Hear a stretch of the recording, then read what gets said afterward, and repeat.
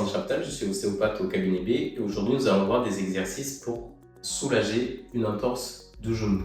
Donc bien sûr la prise en charge de l'entorse c'est le médecin, l'ostéopathe et le kiné, mais vous pouvez faire des exercices à la maison déjà dans un premier temps pour venir soulager. Ce sont des exercices très simples à faire, pas besoin de matériel et ça prend à peu près une quinzaine de minutes.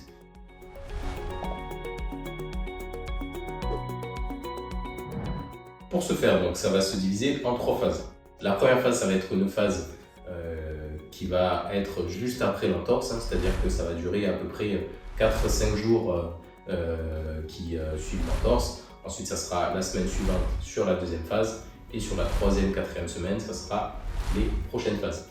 Donc, pour ce faire, on va commencer déjà au sol ou sur le lit. Donc, dans un premier temps, on va utiliser les seuls accessoires qu'on aura besoin, c'est d'un élastique. Si vous n'avez pas un élastique, on peut très bien le faire avec une écharpe. Donc, l'exercice, dans un premier temps, ça va consister à faire déjà un automassage pour soulager l'inflammation au niveau du genou. Donc, pour soulager l'inflammation, on peut aussi mettre une petite poche de glace en fait pour vraiment soulager la douleur et permettre déjà l'inflammation de diminuer. Et ensuite, on va pouvoir venir masser. Donc, on peut venir masser au niveau du mollet, faire un automassage au niveau du mollet pour soulager les tensions à l'arrière du genou, comme ceci. On peut passer ici en arrière, masser en tirant vers le haut. Ensuite, on peut venir masser tout autour ici de l'entorse. Il faut savoir que dans la plupart des cas, une entorse de genou, ça concerne le ligament interne au niveau du genou. De par la conformité du genou et par la mobilité, très souvent c'est ce ligament-là qui est touché. Donc on peut venir passer tout doucement sur la partie interne du genou et on peut venir tracter comme ceci dans le sens de remonter au niveau du système vasculaire pour venir drainer l'inflammation. Donc ça, c'est la première phase. La deuxième phase, on va utiliser justement l'élastique. Donc, on va se mettre genou en légère flexion. On met l'élastique ou l'écharpe sous le pied. Et là, le but, ça va être de venir travailler la flexion et l'extension. L'écharpe ou l'élastique, en fait, va servir de résistance parce qu'on va faire une extension.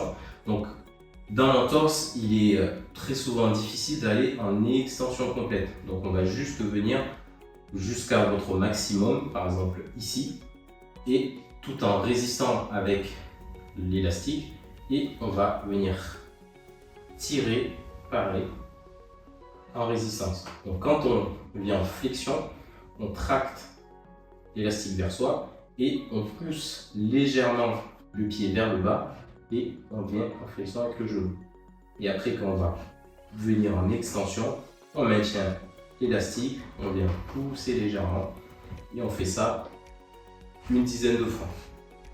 Là, le but, ça va être de venir étirer le mollet, les ischio-jambiers pour relâcher les tensions musculaires de toute cette chaîne-là. Donc, pour ce faire, on peut utiliser une chaise ou alors une marche d'escalier, ça va très bien aussi.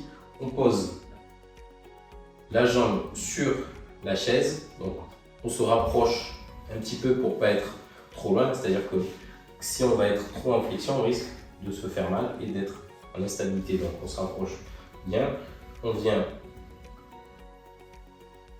pousser sur le genou en extension, donc on vient doucement, on vient positionner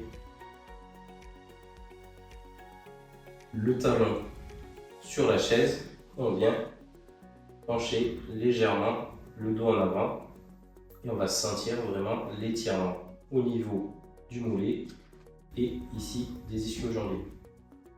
Et on relâche, on vient légèrement en flexion et on fait l'exercice 4-5 fois à chaque fois. Et on maintient 30 secondes au niveau de l'étirement. Donc sur la deuxième phase d'exercice, on va engager le système articulaire et on va travailler plus la mobilité articulaire. Donc on repart sur notre chaise on va venir se mettre en flexion et on va tout simplement venir faire une flexion, donc en amenant le corps vers l'avant et on vient légèrement pousser sur le genou pour engager tout le système articulaire. Et sur la phase de flexion, on va vraiment sentir tout le genou forcé parce qu'on amène légèrement le poids du corps vers l'avant. Et après, sur la phase d'extension, on va tout simplement allonger. Et pareil, si on ne peut pas aller complètement en extension, on reste légèrement en flexion. Et pareil, sur cette phase-là, si on ne peut pas complètement aller en flexion, pareil avec le poids du corps, si avec le poids du corps, une douleur se produit, on va juste rester comme ceci, en translation, et rester dans cette amplitude-là. Tout simplement. Ça, et on peut très bien aussi le faire sur les escaliers. Sur la troisième et dernière phase, on va venir mobiliser au niveau du système articulaire et musculaire. Donc là, on va vraiment engager tout l'ensemble du genou. Donc pour ce faire, on va faire des exercices très simples. Le premier, ça va être le plus simple, ça va être le squat. Pour faire le squat, on va venir jambes, pieds écartés à hauteur d'épaule à peu près. Donc le regard droit et on va venir descendre en flexion. Donc c'est-à-dire pareil, en fonction de la douleur, c'est-à-dire qu'on ne descend pas complètement. Si on peut descendre complètement, que le genou résiste et que la douleur n'est pas trop forte, on peut descendre à son maximum et on remonte tout doucement. Et on va sentir vraiment l'engagement au niveau du système articulaire et au niveau du genou. Et si on ne peut pas descendre complètement, on vient juste faire comme des demi-squats et on descend vraiment tout doucement. Donc ça, c'est le premier exercice. Le deuxième exercice, ça va être un engagement au niveau des fentes. Donc pour ce faire, on va partir jambes saines, jambe qui n'a pas été touchée par l'entorse en premier. On va venir se positionner avec la jambe gauche en avant, la jambe droite qui a l'entorse en arrière. Et on va tout simplement essayer de poser le genou au sol et on remonte. Donc on va vraiment sentir la contraction musculaire ici au niveau de la cuisse. Il faut que la cuisse soit bien stable, le genou bien stable, le pied bien posé au sol. Et ici, pareil, on va sentir l'engagement juste dans cette position-là. Tout le système, que ce soit au niveau des fessiers, au niveau des quadriceps, des ischio-jambiers, qui commence déjà son engagement à partir de ce niveau-là. Et on va vraiment descendre, on pose le genou au sol et on remonte.